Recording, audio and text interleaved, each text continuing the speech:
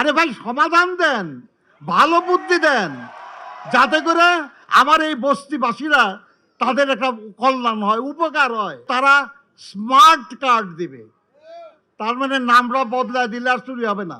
আচ্ছা, উনি আপনাদের করাইলে যে বললেন যে আপনাদের জন্য ফ্ল্যাটের ব্যবস্থা করবে। প্রতিপক্ষ যারা আমাদের প্রতিদ্বন্দ্বিতা করছে তারা লোকজনকে যা বোঝায় যে আসলে কিচ্ছু হবে না, এই বিল্ডিং করার কথা বলে তোমাদের উৎখাত করে দিবে, তাহলে তাদের কথা শোনেন এবং বংশানুক্রমিক ভাবে ওখানে বসতেই থাকেন। খুশি হবে কেউ?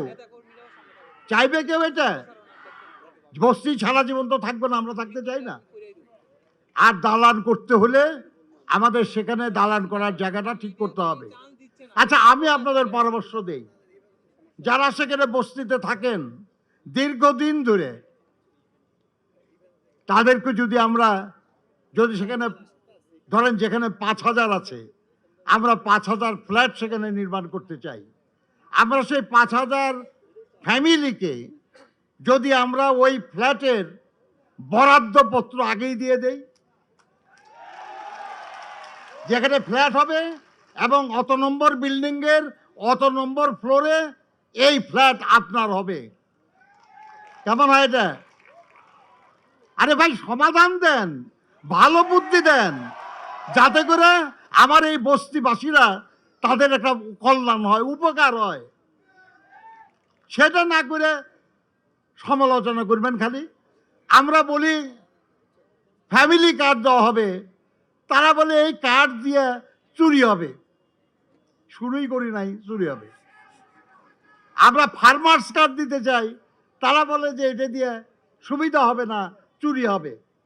কয়েকদিন পরে দেখলাম তারা এক ঘোষণা দিল যে তারা স্মার্ট কার্ড দিবে, তার মানে নামটা বদলায় দিলে আর চুরি হবে না, নাকি?